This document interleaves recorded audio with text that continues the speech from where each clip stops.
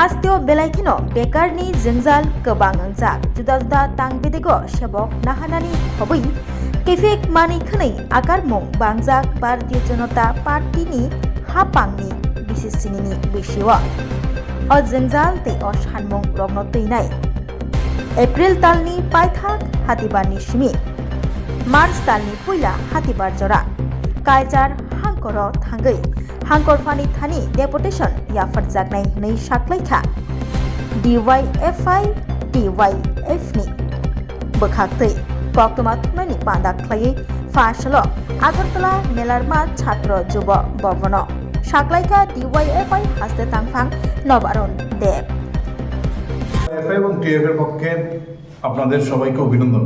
আমাদের ডিএফআই রাজ্য কমিটির সভাপতি কমরেড পলাশ রবি, টিএফআই কেন্দ্রীয় কমিটির সভাপতি কৌশিক রায় বর্মা এবং আমাদের ডিএফআই রাজ্য সম্পাদক মণ্ডলীর দুজন সদস্য শান্তনু দেব এবং আব্দুল আজিজ উপস্থিত আছেন।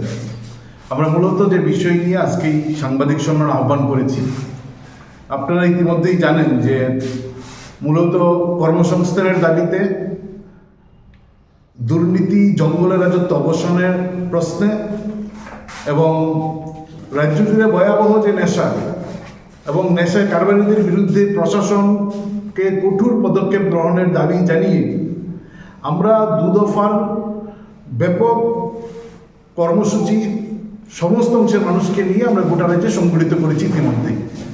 প্রথম দফায় আমরা বিভিন্ন ছোট ছোট মিছিল বিভিন্ন অঞ্চল এলাকায় এবং মুখ্যমন্ত্রীর নিকট গণচিঠি প্রেরণ এই কর্মসূচি প্রথম দফায় আমরা করি। দ্বিতীয় দফায় এই দাবিতেই আমরা প্রতিটা মহকুমাতে সমস্ত অংশের মানুষকে নিয়ে আমরা ব্যাপক পদযাত্রা সংগঠিত করেছি এবং এই ব্যাপক পদযাত্রা গোটা রাজ্যে প্রায় সমস্ত অংশের মানুষের কাছে আমরা লেখাপাত করতে পেরেছি।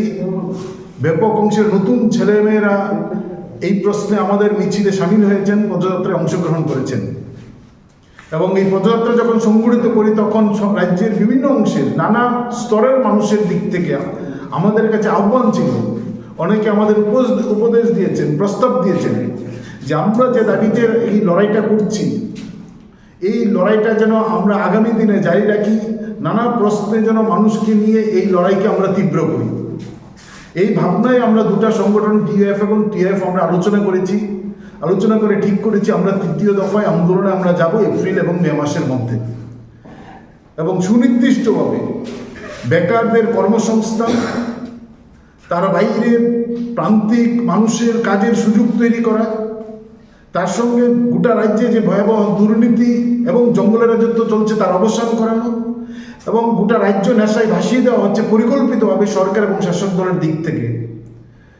এই নেশা কারবারিদের বিরুদ্ধে কঠোর পদক্ষেপ গ্রহণ করার দাবি জানিয়ে আমরা ঠিক করেছি যে এপ্রিল মাসের শেষ থেকে মে মাসের প্রথম সপ্তাহ পর্যন্ত গোটা রাজ্যের 8টা জেলায় আমরা জেলা শাসক অফিস অভিযান সংগঠিত করব। ইতিমধ্যেই প্রতিটা জেলাতে আমাদের এই কর্মসূচির চূড়ান্ত প্রস্তুতি চলছে।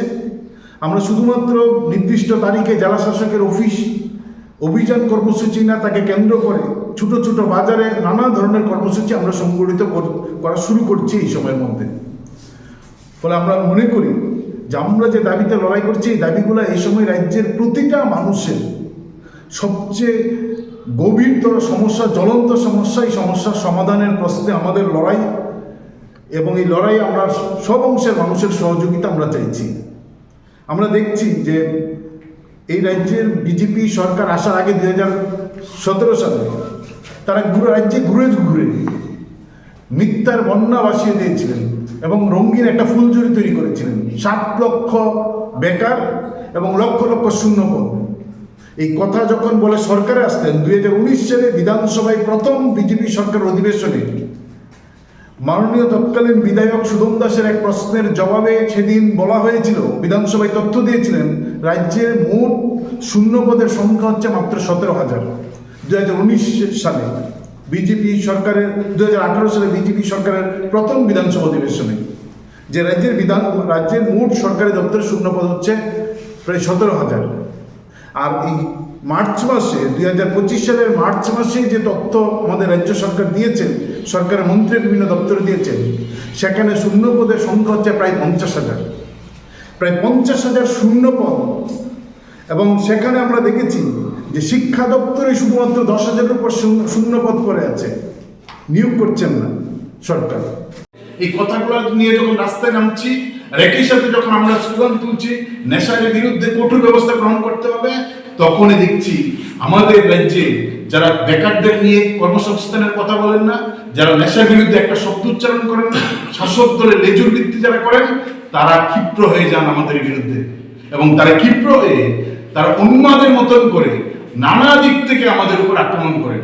এবং এই আন্দোলন যখন দানা বাঁধতে শুরু করেছে, এই আন্দোলন যখন তীব্র হবে, বেকারদের মধ্যে যখন খুব ধুমায়িত হচ্ছেন, তখন আমরা দেখছি বিরোধী দল থেকে ব্যক্তিগত আক্রমণের পর্যন্ত নেমে যাচ্ছেন। আমাদের প্রশ্ন হচ্ছে, নেশার বিরুদ্ধে কথা বললে শাসক দলের তারা কেন খেপে যাচ্ছেন?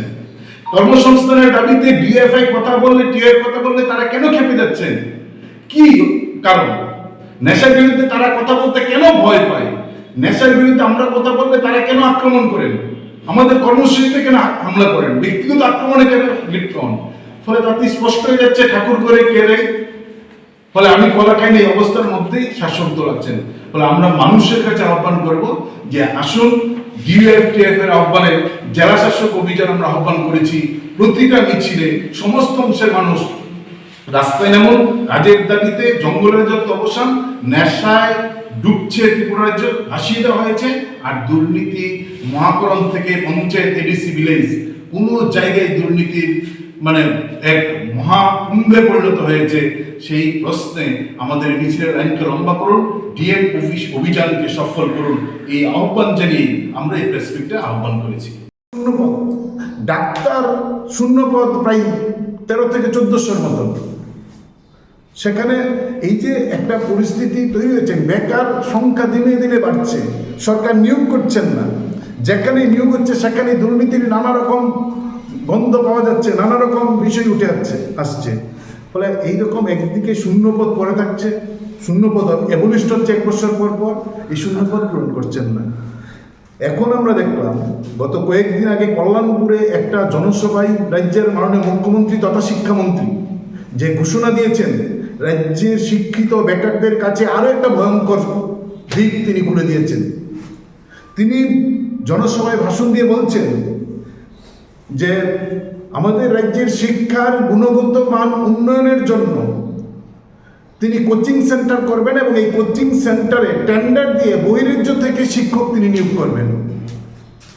এবং এই যে কথা, এই কথার মধ্য দিয়েই যে বহিরাজ্যের বেকারদের কিছু কর্মসংস্থানের সুযোগ করে দিয়ে এই রাজ্যের বেকারদের কিভাবে বঞ্চিত করা যায় সেই পরিকল্পনা সরকার করছেন। এবং জেআরবিটি মধ্য দিয়ে আমরা দেখেছি গ্রুপ সি এবং গ্রুপ ডি, সেখানে প্রচুর পরিমাণে বহিরাজ্যের যুবকদের চাকরি দিয়েছেন এই রাজ্যের বেকার শিক্ষিত যুবক যুবতীদের বঞ্চিত করে। এবং এখন খুদ মুখ্যমন্ত্রী বলছেন বহিরাজ্য থেকে টেন্ডার করে বেকারদের এই রাজ্যে কোচিং সেন্টারে শিক্ষক হিসেবে নিয়োগ করবেন। এই রাজ্যের টাকায় বহিরাজ্যের যুবক রাজ্যের কোচিং সেন্টার চালাবেন। তারা আমাদের রাজ্যের কিছু যোগ্য ছেলে মেয়ে নেই, কিন্তু আমাদের রাজ্যের হাজার হাজার যোগ্য ছেলে মেয়ে আছেন। ট্যাগ পরীক্ষা হচ্ছে না, পাশ করে বসে আছেন, স্কুলে শিক্ষক নেই, সেখানে নিয়োগ হচ্ছেন না। এখন বলছেন উন্নত শিক্ষার কথা, কিন্তু তার আগে এই মুখ্যমন্ত্রী ঘুরে ঘুরে কি বলছেন? তিনি বলছেন আমাদের রাজ্যে নাকি 3D-তে ক্লাস হয়। আমি জানি না রাজ্যের মুখ্যমন্ত্রী, তিনি শিক্ষামন্ত্রী, তিনি কোথায় এই খবর পাচ্ছেন, কে ওনাকে এই তথ্য দিচ্ছেন? 3D-তে ক্লাস হচ্ছে, স্মার্ট ক্লাস হচ্ছে। আমি মাননীয় মুখ্যমন্ত্রী, উনি শিক্ষামন্ত্রী, অনুরোধ করে বলবো দুটি সংগঠনের পক্ষে, আপনি যান, আপনার বাড়ির সঙ্গের যে স্কুল তুলসীমতী স্কুল, আপনার বাড়ির সঙ্গে শিশু বিহার স্কুল, আপনার কোয়ার্টারের সঙ্গে Umakanta English medium, Bengali medium, সেখানে প্রতিদিন ছেলেমেয়েরা স্কুলে ঢুকছেন, বেরোচ্ছেন, সারাদিনে 2টা ক্লাস হচ্ছে না, 2টা ক্লাস হচ্ছে না। আর মুখ্যমন্ত্রী বলছেন 3D ক্লাস হচ্ছেন, স্মার্ট ক্লাস হচ্ছেন।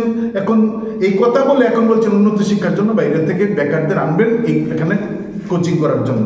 এই যে কাজগুলো করছেন, বেকারদের বঞ্চিত করা, বহিরাজ্যের বেকারদের এখানে কাজ করে দিচ্ছেন, এ রাজ্যের বেকারদের বঞ্চিত করছেন, নিয়োগ করছেন না, হাজার হাজার শূন্য পদ, সেখানে হাসপাতালে গেলে চিকিৎসা নেই, স্কুলে গেলে পড়াশোনা নেই, বিভিন্ন ডিপার্টমেন্টে গেলে পরিষেবা পাচ্ছেন না মানুষ। এই অবস্থায় গোটা রাজ্যে, তার সঙ্গে হচ্ছেন ভয়াবহ দুর্নীতি, এক জঙ্গলের রাজত্ব, মানুষের কথা বলার অধিকার নেই, সমাজদ্রোহী মাতব্বরাই শেষ কথা বলছেন এলাকায় এলাকায়, এই কাজগুলো সংঘটিত হচ্ছে। এবং এই প্রশ্ন আমরা দেখছি, আমরা এই কাজের দাবিতে যেমন লড়াই করছি, অন্যদিকে দেখছি একটা অন্ধকার জগতের দিকে আমাদের রাজ্যের একটা অংশের নবপ্রজন্মকে নিয়ে যাওয়ার জন্য সরকার শাসক দল পরিকল্পিতভাবে চেষ্টা করছেন। নেশায় গোটা রাজ্যটাকে ডুবিয়ে দিচ্ছেন এবং পরিকল্পিতভাবে ডুবিয়ে দিচ্ছেন।